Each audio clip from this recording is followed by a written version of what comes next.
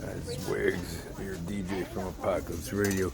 This is Shopping with Wags. I want to show you something. Really? Pork and beans. The normal can, like I just started loading these up, but they don't fit, see? So, and I felt the weight's a little lighter. If you look, it's 11 ounces.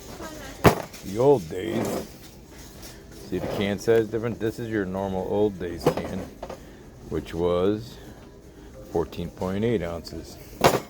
So 15 ounces versus 11, that's 4 ounces. So a quarter of it, 4 times 4 is 16 to a pound. A quarter of a pound is missing. And then look at the price, $1.39 for the bigger one, which is still a good deal for today's time.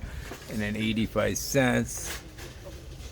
Does it tell you how much per ounce? 7.7 cents an ounce, 12 cents an ounce. So it's cheaper to get the smaller can. That's why I'm doing the smaller can. And I notice when I eat over the wood, when I'm doing my wood stove, I eat this practice. It may be better to have smaller cans, even though in the long run it's usually going to be more money. But just a tip, they're making them smaller.